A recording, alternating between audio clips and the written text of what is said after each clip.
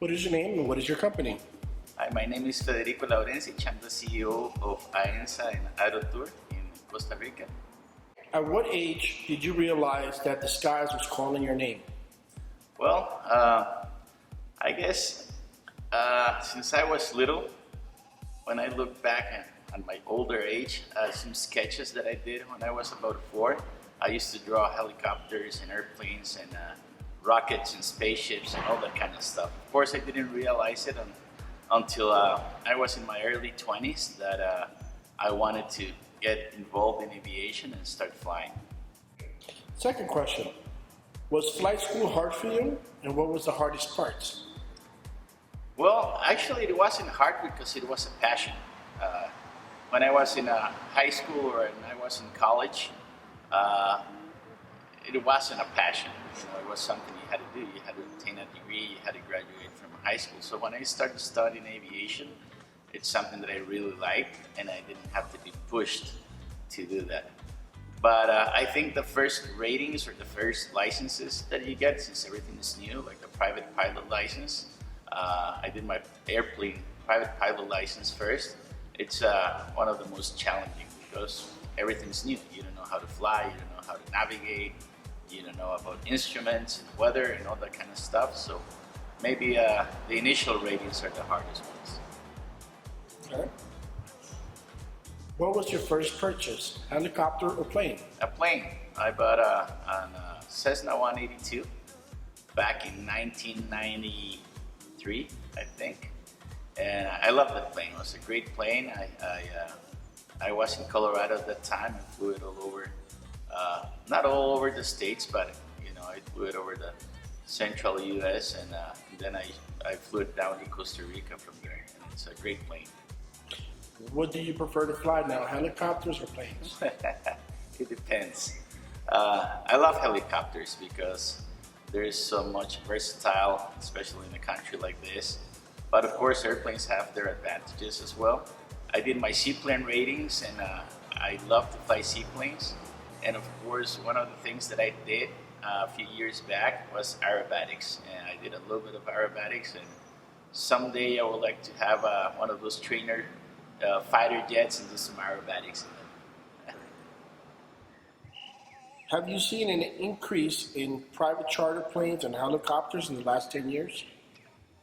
Well, when I started here in Costa Rica in 2003, it was pretty slow because it was getting to be really well known. Before the 2008, 2009 crisis that was in that came up in the U.S., Costa Rica was crazy. The charters, the tours, all the people that were coming here to invest and everything. I think those were our golden years. After the crisis has been, the U.S. crisis has been up and down a little bit. In the recent years, the general global situation or economic situation has been a little tougher. So even though the numbers in general of tourism in Costa Rica, the tourism board in Costa Rica, they say it's been increasing, you feel that it's been a little slower than in other years. But again, it's cyclic. It's cyclic. People go to other destinations as well, then they come back here. And so right now, I think we're in a point that it's slowed down a little bit, but I would believe that in a couple of years, it's going to increase again. Have you seen a decrease in corporate chartering in Costa Rica since companies like Bank of America, Citibank, sportsbook betting companies have been having regulations? How did that affect your business and your partner's business and your industry? I think so. I think the corporate business is not as strong as it used to be a few years back. I think one of the strongest parts that still remains is the charters, basically, and people that come from mostly the U.S. We have a lot of U.S. tourism here. I would say about 70% from the U.S. But yes, the local corporate business, the foreign corporate business also is not as strong as it has been in the past. So mostly it's vacational and people charter um, helicopters and airplanes to come to Costa Rica for vacationing. Wonderful. Has the diversity of your company in being charter and corporate and rentals and the expansion of your schools, has that given you an edge among other competitors? Absolutely. What happens here, a lot of people ask me, it's like, well, why is, let's say, an R-44 much more expensive than in the US? Or why is an airplane or a Cherokee more expensive than in the US? And the answer is pretty simple because, for example, in the US you have a lot of volume. So you can subsist or you can make a living of just doing one operation. For example, if you do medevac, there's a company that just does medevac. If you do tours, for example, in Disney, you see a helicopter flying 12 hours a day. But here, because of our climate, weather, diversity, and we're a small country, so we have to diversify and do a little bit of everything. We do film flights, we do photo flights, we do charters, we do tours, we do training, we do medevacs, we do external loads. So we have to pretty much put everything together and be the most versatile that we can, so we can keep everything going in positive numbers. So absolutely. If I wanted to be a pilot, what would be my requirements? Well, here in Costa Rica, you have to be 18 years of age or older, and you have to have finished high school, and you have to pass a physical exam. And basically, you have to be in good health. You don't have to have any issues that can hinder your abilities to fly or get a seizure while flying. And have a high school degree. If you are a foreign student, to get your Costa Rica license, then you have to have those documents certified and verified by the DGAC here that you've completed at least a high school education. Nonetheless, you can start your training before you're 18 years old, and when you take your test and you're going to get your license, you have to be above or 18 years old or older, and you have to demonstrate that you completed a high school or a higher education. Great. If I graduated your school, does your company provide me job assistance in locating a job, or am I just at the whim of finding a job? Absolutely. Of course, you have to understand one thing. We have over 100 students, between airplane and helicopter guys, and we don't have as much equipment that we can place everybody. Throughout the years, most of the pilots that I had in the helicopter or the rotor wing side, they have been students of our school. And I hire, if I see somebody that has the right attitude and the right ability and everything, I hire them. And the instructors that we had, some of the instructors, they have been students of our school. In occasions, also we had charter pilots on fixed wing that they've been students of our school.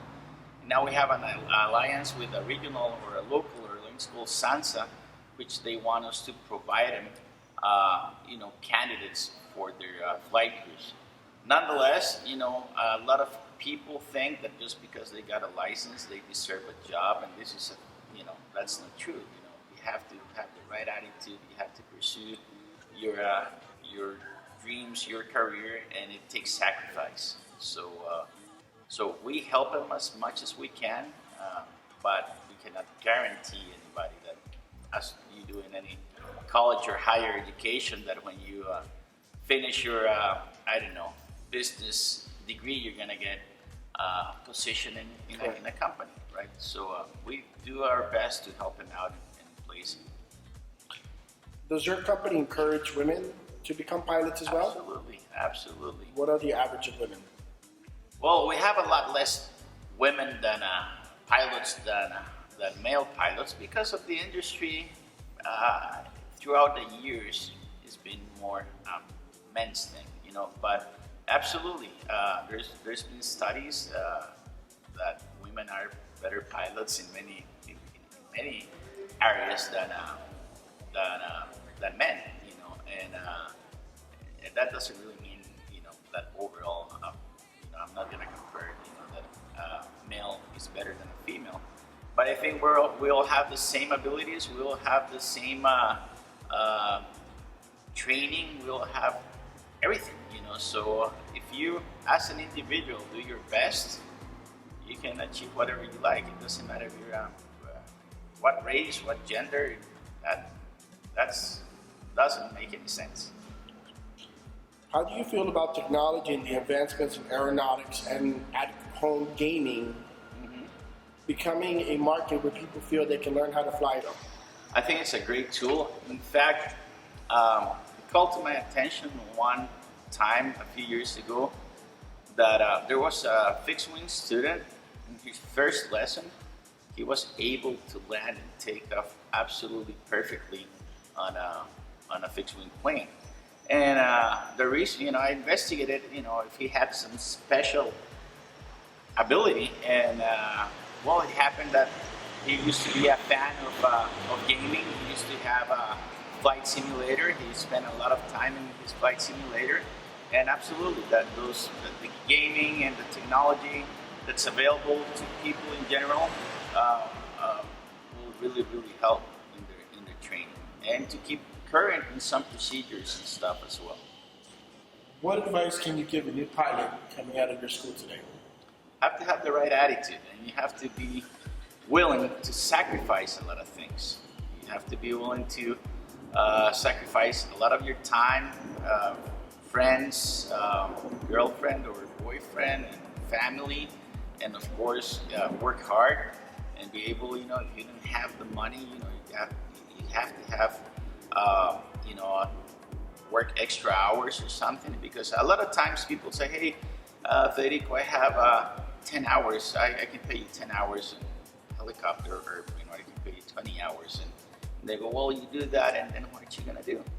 And if you do that and then you cannot pay anything else for 2 years or 1 year, it's not really gonna be, towards your good for your advancement.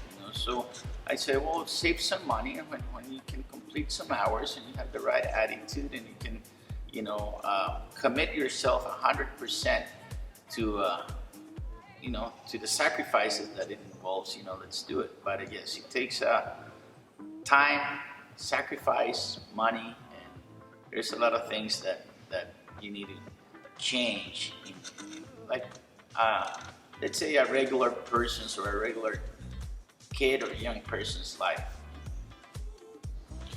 Last question. What advancements can we see from your company in the next 5 years? Well, definitely we're focusing a lot in training, and we want to become better in training. We have to have more equipment, more simulators. I cannot really disclose some of the projects that we have for the near future. Of course, when you invest in certified technology for aviation, not let's say a flight simulator for a house, that's a computer and software. When you acquire specific equipment, it's pretty expensive. You can go to the hundreds and thousands or millions of dollars. So definitely one of the things that we want to improve is in our training, not for locally students or market, but also international market. And definitely we're going to invest in the next few years in some more equipment, or upgrading the equipment that we fly. And our facilities, we're investing in our facilities right now. We're redoing a new hangar, and we're going to try to grow for our students and our customers every time. Hi, my name is Federico Laurencich. I'm the CEO of AENSA and Aero in Costa Rica, and you're reading and watching Fairfax Copenhagen.